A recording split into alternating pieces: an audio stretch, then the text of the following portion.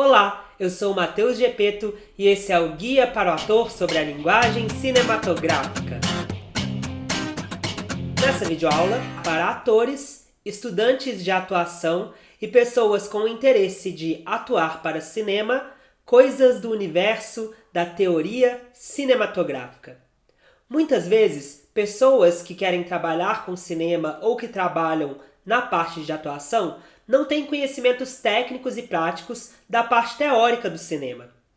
Eu sou formado em Cinema de Animação e Artes Digitais pela UFMG, atualmente faço o curso de teatro na mesma universidade e também fiz o curso profissionalizante de teatro da PUC.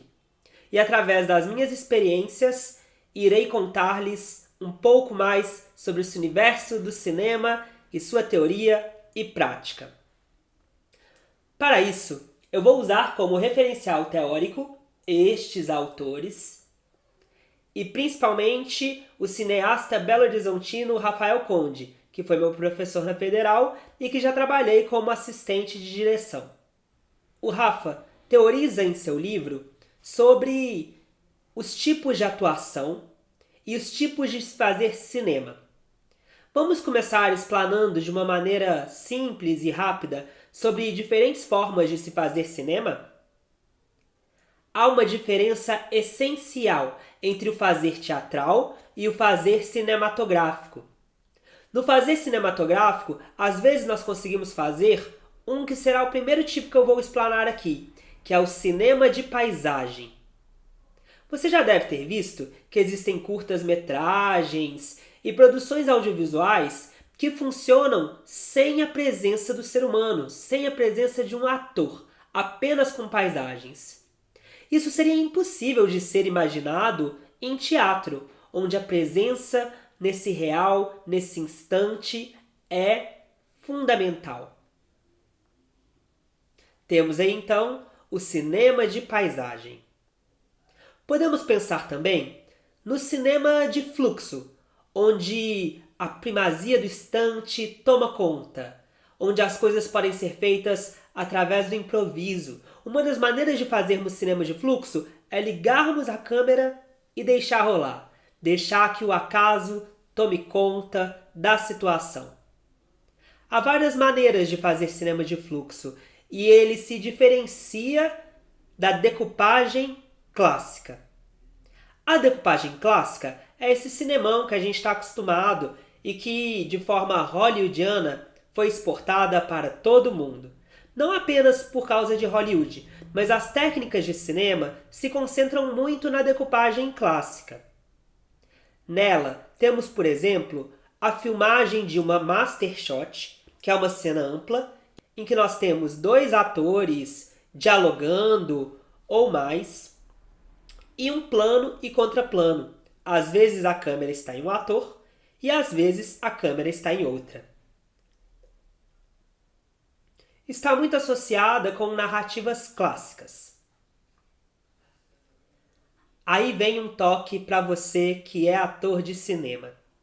Em diversas situações, a gente tem disponível apenas uma câmera de filmagem. Por causa de questões de produção, ou por ser mais viável financeiramente termos apenas uma câmera potente, com diversos kits de lente, essa situação de uma câmera só faz com que algumas particularidades aconteçam no trabalho do ator. Vamos falar dessas particularidades.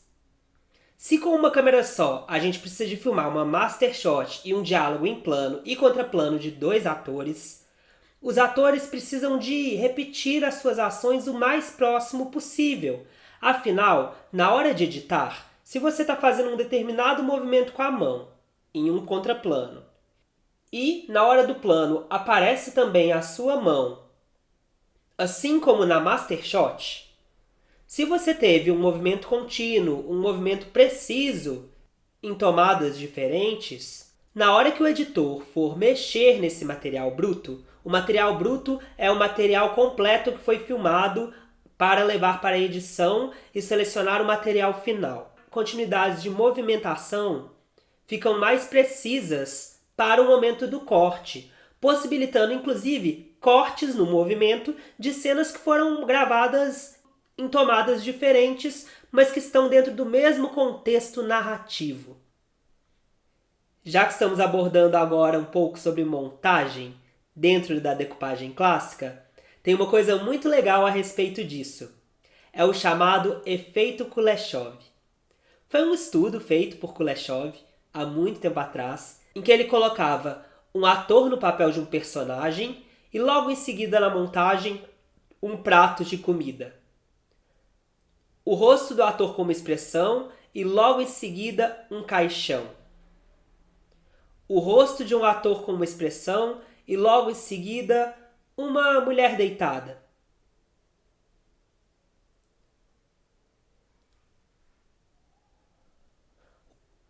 Perguntava-se ao público que tipo de sentimento, que tipo de emoção, que tipo de estado emocional esse ator está passando para você. E as pessoas falavam, parece que quando ele está olhando para o prato de sopa, para o prato de comida, ele está com fome. Quando ele está olhando para o caixão, ele está triste. E a grande revelação era a tomada, a filmagem do rosto do ator era sempre a mesma. Por causa do contexto da montagem, as pessoas deduziam que a expressão do ator era diferente. A montagem é uma grande aliada do ator. Porque com uma montagem bem feita, nós conseguimos expressar sentimentos para além do trabalho que o ator está fazendo. Na verdade, potencializando o trabalho do ator.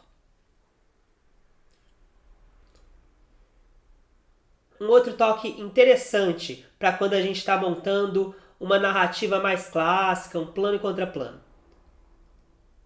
Se você tem um diálogo e uma das pessoas está falando e a outra está reagindo àquelas falas, e depois a troca de diálogo começa, a daqui começa a falar e a outra reage, o montador, se tiver um material interessante de tomada de reação, que são as reações e expressões que o ator está tendo para determinada fala, ele vai ter um material muito rico para poder trabalhar.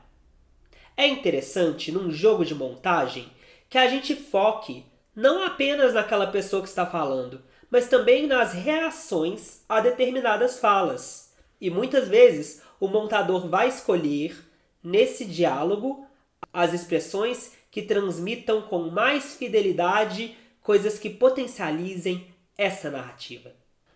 Uma outra característica interessante de ser dita é que muitas vezes, em produções cinematográficas, as coisas são gravadas fora de ordem. Exemplificando com o trabalho que fiz recentemente e fui um dos diretores, a gente filmou um videoclipe para a banda Dom Pepo chamado Margarida. A história narrativa começava numa praça de Belo Horizonte, na Floriano Peixoto, durante o dia, e terminava em outra praça, na Praça de Santa Teresa, durante a noite. Por causa de logísticas de facilitar a produção, a gente gravou inverso. No primeiro dia de gravação, a gente fez a Praça de Santa Teresa à noite e no último dia, a Praça Floriano Peixoto de manhã.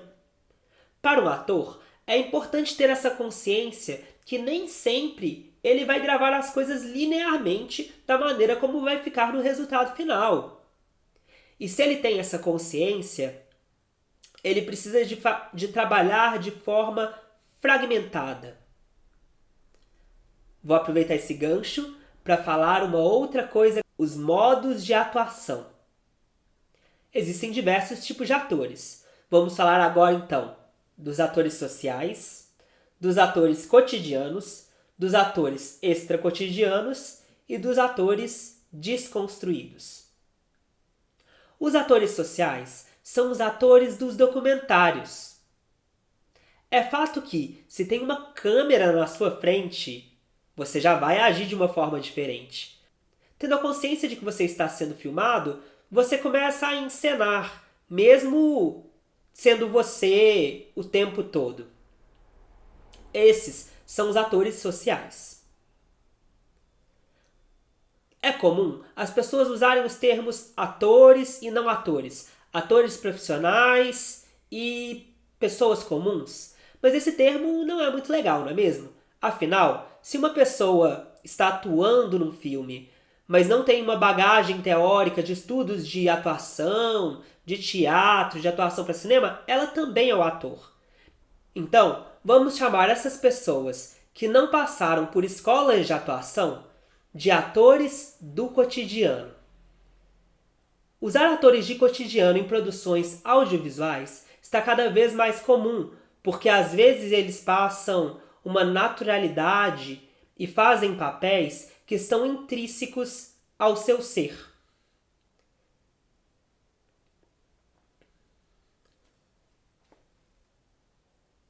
Agora aqui, falando sobre os atores cotidianos, eu vou dar uma escapadinha para falar de modos de atuação. Já está muito comum, há um tempo, a utilização em cinema de atores que se expressam de uma forma naturalista. A atuação naturalista é uma atuação que se aproxima do nosso modo cotidiano. Tanto é que quando a gente está assistindo muitos filmes, a gente esquece que está vendo uma coisa ali que foi mediado por uma câmera, que tem uma interface entre nós e o objeto que estamos assistindo. É porque o naturalismo, a atuação naturalista, busca uma atuação que se aproxima do real, da maneira como nós nos comportamos. O seu oposto seria uma atuação teatral. Afinal, no teatro, nossos gestos são mais amplos, nossa voz é impostada. Eu me lembro das minhas aulas de teatro que fiz na infância, dos professores falando que a gente tem que atuar para a última pessoa que está na última fileira do teatro e que tenha dificuldade de escuta, consiga nos entender perfeitamente. No cinema, esse gesto expandido e mais exagerado no teatro não está tão comum na maioria das produções, mas não vamos esquecer que já foi via de regra na época do cinema mudo e em alguns estilos cinematográficos.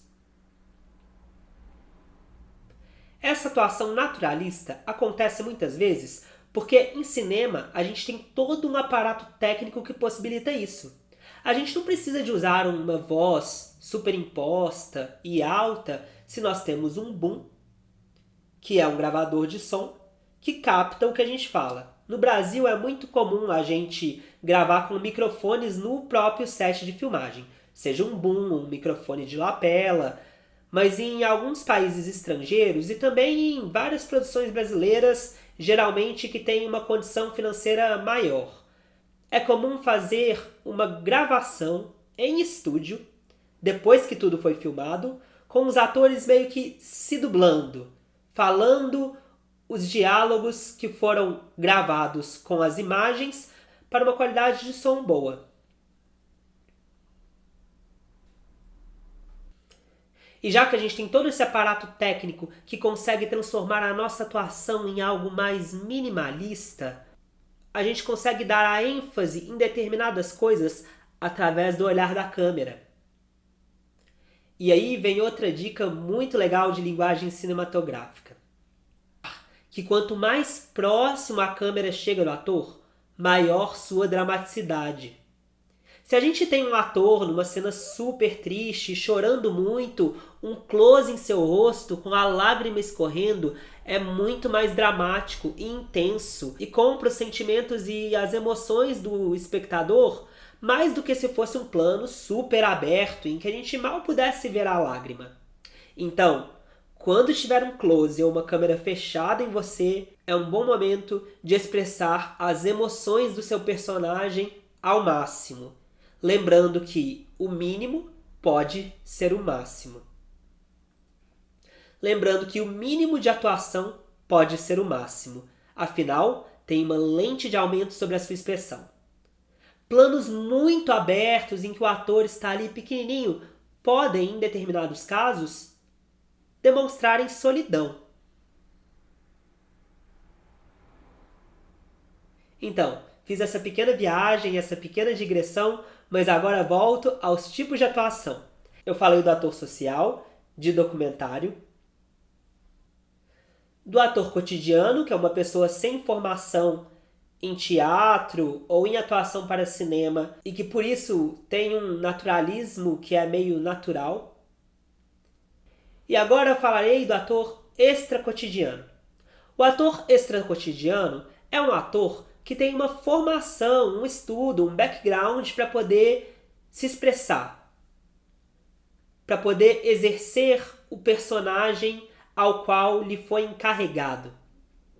Esse ator extracotidiano, então, é munido de técnicas. Ele aprendeu técnicas de atuação para teatro, para cinema, para conseguir demonstrar determinados sentimentos, para poder interiorizar determinadas ações que nos convençam que ele é aquilo que ele não é, que ele é aquele personagem. O ator desconstruído também está dentro dessa ótica, que seria o quarto tipo de atuação.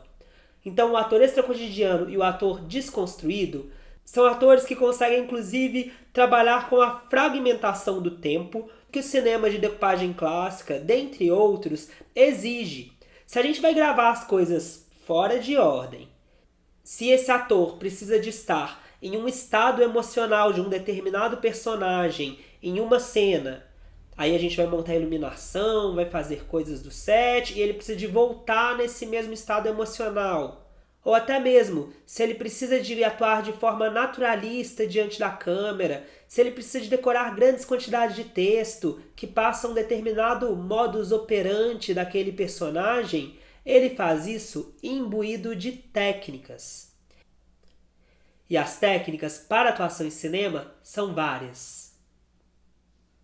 Para finalizar, eu vou dar alguns exemplos de técnicas e teorias cinematográficas que demonstram que o cinema é uma arte pensada para mexer com o espectador e levá-lo a certos sentimentos ou a catarses a partir de teorias bem concretas. Vou falar, por exemplo, de uma coisa super interessante na angulação da câmera, que já está convencionado há muitas décadas. Quando uma câmera está filmando de cima para baixo, a gente chama de plongée. Plongée é mergulho em francês. E isso está associado com um personagem que está na pior, que está triste ou que vai ter algum momento ruim dentro da narrativa. Se ela está em contra-plongée, de baixo para cima, o personagem está associado a um momento de glória ou vai ter uma mudança aí na narrativa que vai colocá-lo em uma situação favorável. Ele está em ótima posição. Olha que interessante, uma simples posição de câmera já traz para o espectador que está acostumado com a linguagem cinematográfica em diversos filmes um certo tipo de emoção. A mesma coisa, a equipe de direção de arte consegue manipular sensações com maestria. A equipe de direção de arte, que fica responsável muitas vezes pelo cenário, o figurino, por pensar as cores do filme junto com a direção, pode fazer isso de forma a evocar um misto de sensações. Essa é a roda de cores. Vocês podem perceber que muitas vezes nas artes visuais e no cinema são exploradas as cores complementares. Verde e vermelho, azul e laranja, roxo e amarelo. Cores complementares que estão nos lados opostos nas rodas de cores geram um grande contraste e funcionam muito bem juntas, harmonicamente. Podem servir para tecerem narrativas de duas coisas opostas, mas que se complementam, por exemplo. Para um ator, é fundamental ter consciência da presença da câmera. Mas acredito que, ao mesmo tempo, em muitas situações, dependendo, é claro, da direção e da linguagem narrativa que está sendo apropriada, atuar como se ela não estivesse ali. A montagem, a direção de arte, até mesmo o roteiro, que está lá na pré-produção, concebem esse universo fantástico do cinema, muitas vezes de modo que o espectador se envolva como se estivesse dentro daquele universo. Eu espero que a minha aula tenha trazido para os atores e estudantes de atuação um pouco desse universo cinematográfico para que vocês possam explorar em seus próximos trabalhos. Espero que tenham gostado e muito obrigado!